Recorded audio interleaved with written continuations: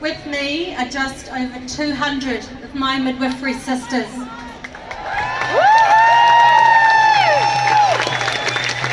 Who back in November were tossed aside by this government because we chose to stand up for the ethical principle of bodily autonomy. Here we are in February, and to say that our maternity system is creaking would be a gross understatement. Some places have reduced the services on offer, and the midwives left staffing the units are exhausted from picking up so many extra shifts. Now those who took their 2 jabs are faced with a mandated booster.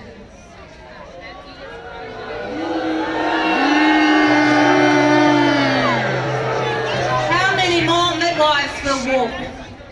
For the health system, this is self-sabotage, pure and simple. And it's not just healthcare workers and teachers and firefighters, it's everyone. The mandate madness has spread across this nation faster than the dreaded Omicron.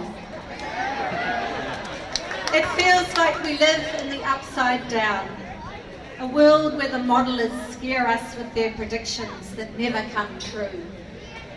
A world where you can go to the supermarket and Bunnings unjabbed, but God forbid you enter a cafe or go to the hairdresser.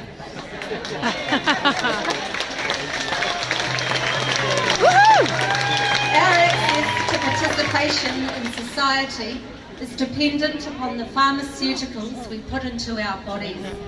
How utterly dystopian and how utterly nonsensical.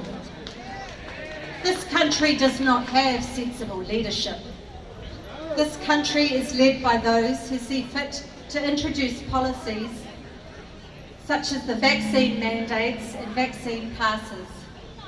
Policies that are dressed in the guise of health and safety, but under closer inspection are really just discrimination and a means to coerce people into getting vaccinated.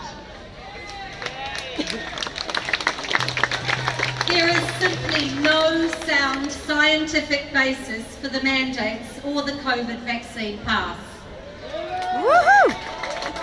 The vaccinated can catch and transmit COVID as much as their unjabbed counterparts. This country does not have a kind leadership. A kind leader would put her arms around the vaccine injured, people like Casey Hodgkinson and Anthony Moe, and say, I'm so sorry. Let's make sure you get the help and support you deserve. A worthy leader would stand beside Ashley Wilson and say, we will seek compensation from Pfizer for the death of your fiancé Rory.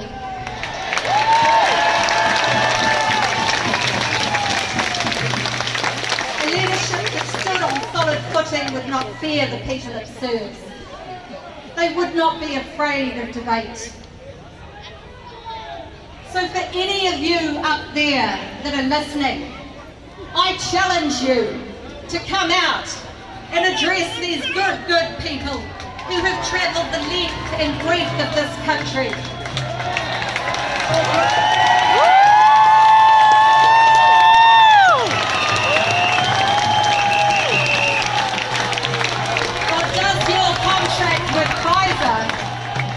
Your duty of service to the people who put you in office.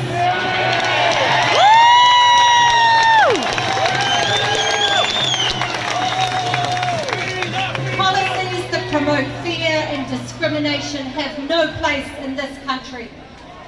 It is time for the policy to reflect reality. End the mandates. And repeal the COVID-19 Public Health Response Act.